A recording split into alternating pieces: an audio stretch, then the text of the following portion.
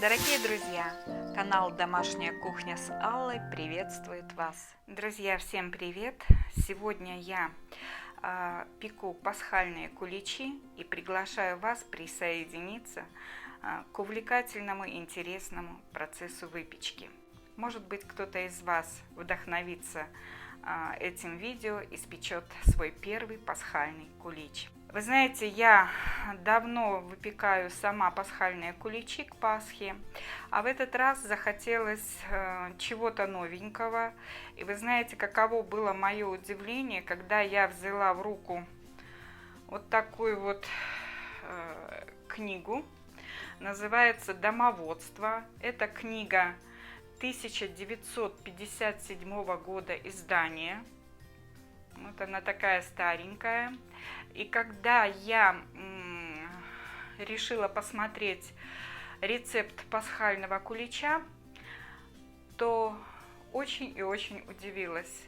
Оказывается, я давным-давно выпекаю пасхальный кулич именно по рецепту вот этой книги.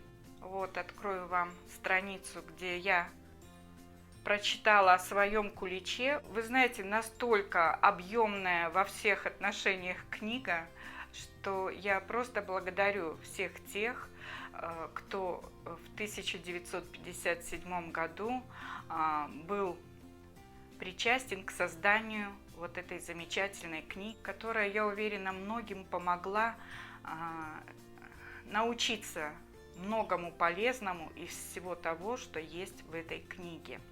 Ну, а теперь приступим к созданию нашего пасхального кулича. Друзья, в миске у меня 100 грамм прессованных дрожжей. Если кто-то пользуется сухими дрожжами, то это количество нужно разделить на 3, то есть 30 грамм сухих быстродействующих дрожжей. Я добавляю 2 столовые ложки сахара. Хорошо разотру.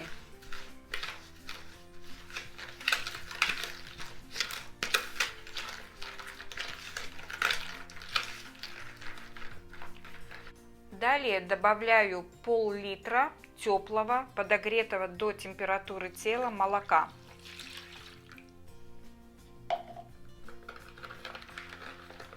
Хорошо размешаю это все до растворения сахара. Друзья, я не случайно поставила тут яйца и масло, для того, чтобы показать вам, что все продукты должны быть теплыми. Яйца мы заранее достали из холодильника, тут 9 яиц. Нам нужно будет их разделить на желтки и на белки. Рядышком лежит сливочное масло. Тут у меня 360 грамм. Сахар растворился в молоке. И теперь сюда я добавляю 750 грамм муки. Это половина нормы. Куличи мы делаем на 1,5 килограмма муки.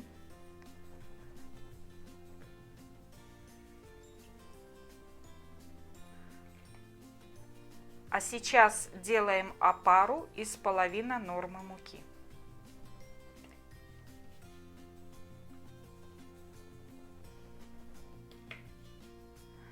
Муку выбирайте самую лучшую, самого хорошего качества. У меня качество экстра. И теперь я замешаю опару.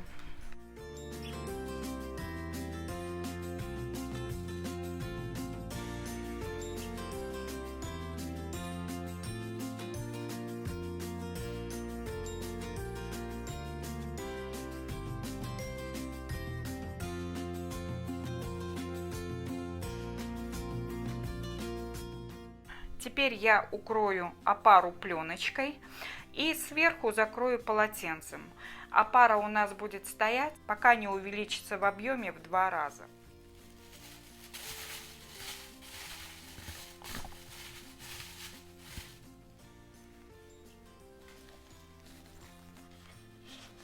Друзья, посмотрите, как поднялась опара.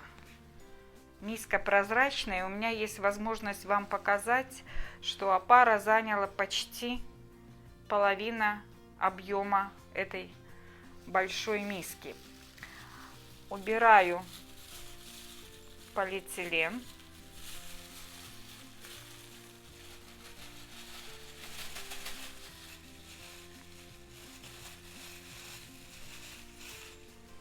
Смочу руки в растительном масле.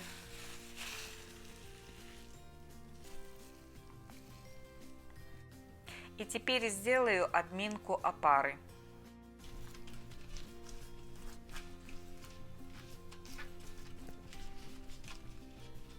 Теперь отставляю миску с опарой в сторону и займусь белками.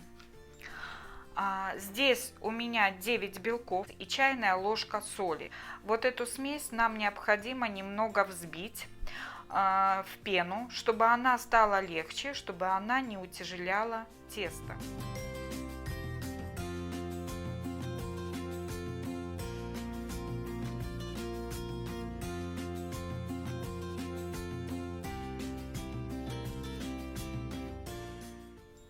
Друзья, обратите внимание, какая должна быть пена. Ее не надо делать густой. Вот такая легкая пена, и нам будет этого достаточно. Друзья, вот в этой емкости было 600 грамм сахара. Вы помните, что 2 столовые ложки от общего количества мы забирали в опару. Следовательно, тут 600 грамм за минусом 2 столовых ложек.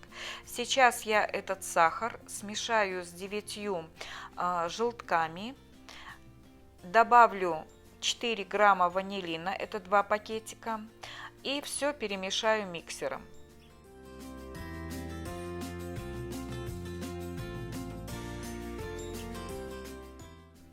Сначала я все перемешаю без включения миксера, чтобы сахар не летел по кухне, а затем включу миксер.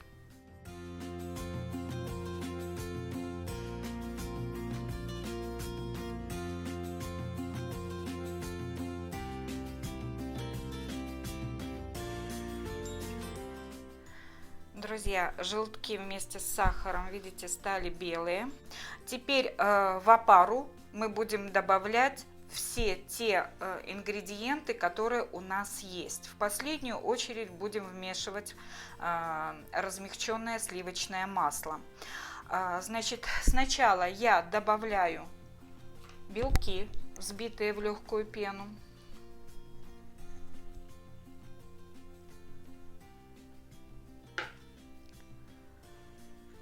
Затем желтки вместе с сахаром.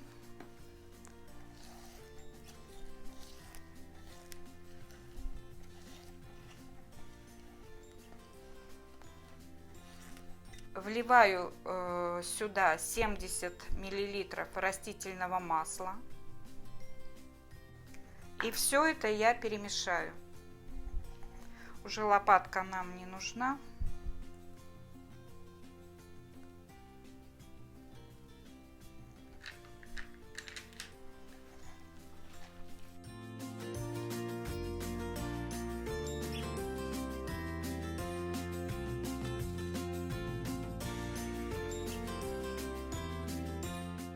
Тесто я перемешала, вот таким оно стало жидким.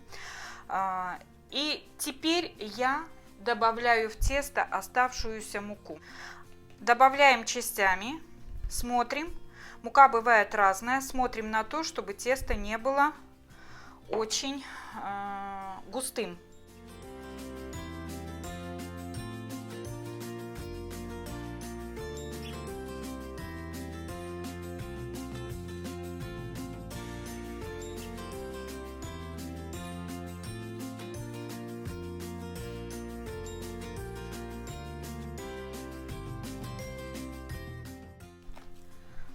Тесто у нас замечательное. Теперь добавляем оставшуюся часть. Уже можно быть уверенным в том, что тесто не густое.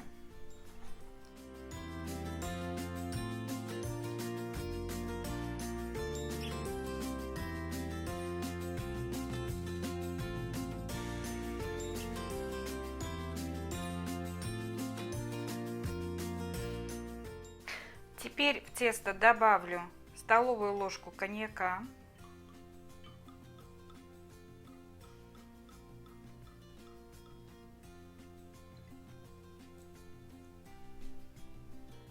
добавляю все сливочное масло. Опять вымешиваю.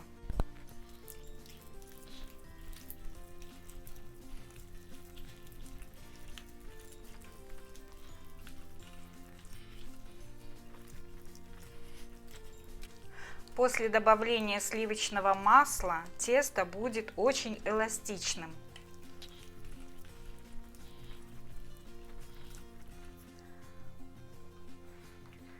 Итак, друзья, я замешала вот такое чудесное ароматное тесто, сдобное, пахнет изумительно просто.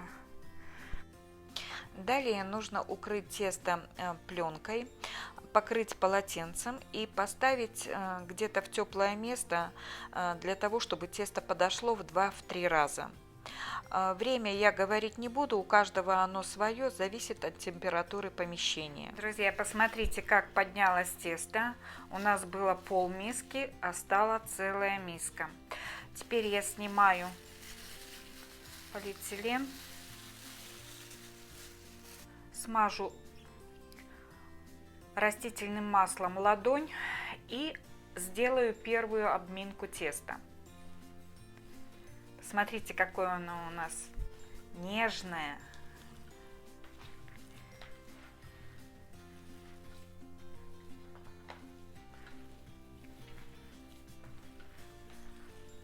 Ноздрятенькое.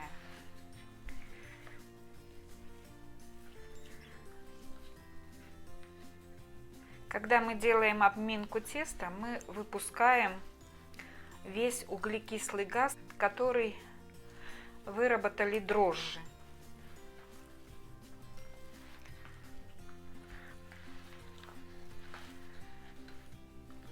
Тесто желтенькое, красивое, как цыпленок, потому что яйца у меня куриные были с ярким желтком. Друзья, тесто один раз обмяли. Теперь я ставлю тесто еще раз, второй раз на расстойку. Точно так же укрываем пленкой и полотенцем. И после того, как оно увеличится в 2-3 раза, опять делаем обминку. Друзья, пока тесто поднимается второй раз, я приготовила формы. Формы у меня 9 сантиметров в диаметре и высота тоже 9 сантиметров. Стенки этой формы смазывать ничем не нужно. А вот дно я дополнительно смажу растительным маслом при помощи кондитерской кисточки.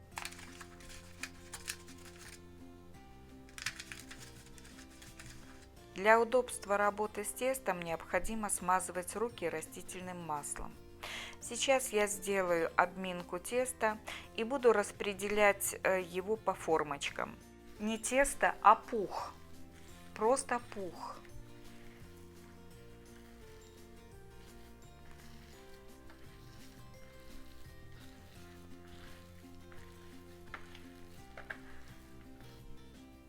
Теперь беру в руки такое количество теста, чтобы оно занимало примерно 1/3 формы. Тесто весит 200 грамм, и теперь я его беру в руки, округляю и выкладываю в форму. Таким образом мы наполняем все формы. Друзья, вот столько теста у меня осталось. Это тесто пойдет в большие формы. А вот то, что я разложила. Сейчас я укрою формочки целлофаном. И буду ждать, когда тесто поднимется в формах примерно на 2/3. Тесто в формах подошло, и теперь куличи я ставлю в духовку и буду выпекать первые 10 минут при температуре 180 градусов. А оставшееся время, примерно 20 минут, выпекаются при температуре 170 градусов.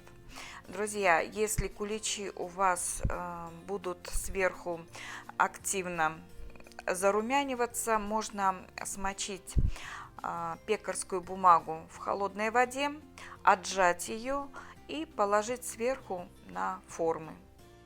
Еще хочу напомнить про незыблемое правило. Первые 25 минут духовку мы не открываем. Друзья, ну вот такие у меня получились куличики. В них немножко рвется вверх, это потому, что я выпекаю на режиме конвекция, я уже это заметила. Но у меня такой духовой шкаф, что если я пеку на режиме вверх-вниз, то они у меня плохо выпекаются, поэтому мне приходится включать конвекцию. Куличи мы ничем не смазываем сверху, потому что сверху у нас будет глазурь. Сейчас я куличи накрою полотенцем и дам им, естественно, остыть. После того, как остынут куличи, я вам покажу, как сделать глазурь без яйца, которая не трескается, которая прекрасно выглядит, белоснежная. Мы покроем глазурью куличи и посыпем посыпкой. Вот в таком виде я оставляю куличи под 2 полотенцами до полного остывания. Ну а теперь, друзья, посмотрим, какие же куличи внутри.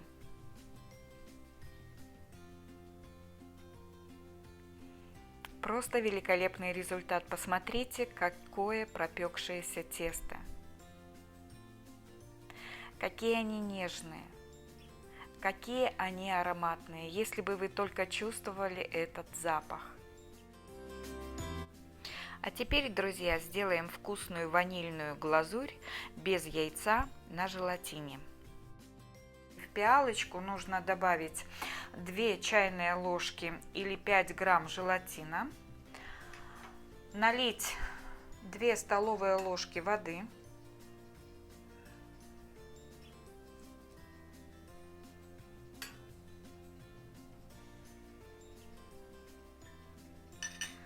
и дать желатину набухнуть.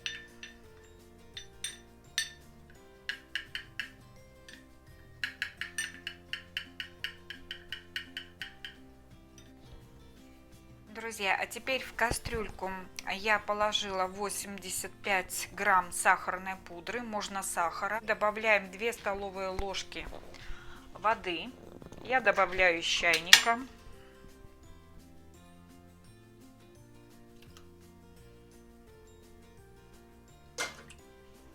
Включаю огонь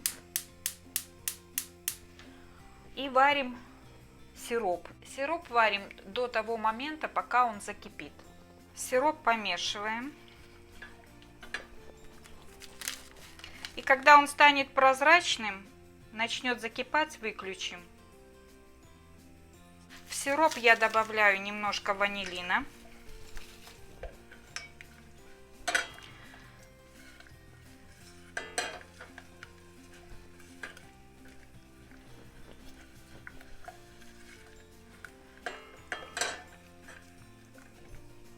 Я выключаю сироп, он уже закипел.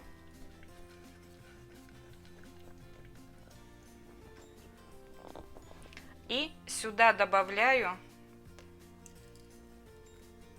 желатин, который мы замачивали. Теперь нужно растворить желатин в сиропе. Ванилина добавляем капельку буквально, чтобы сироп не стал горьким. Все, друзья, желатин растворился в сиропе, и теперь я кастрюльку переношу на стол. Сейчас мы будем взбивать сироп, пока он не остыл.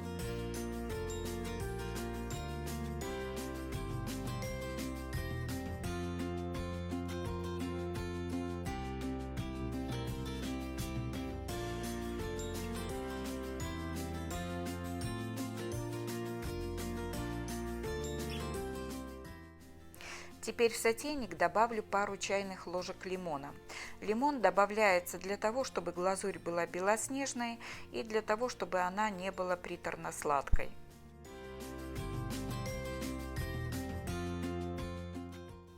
Глазурь готова, и теперь ее нужно быстро нанести на куличи.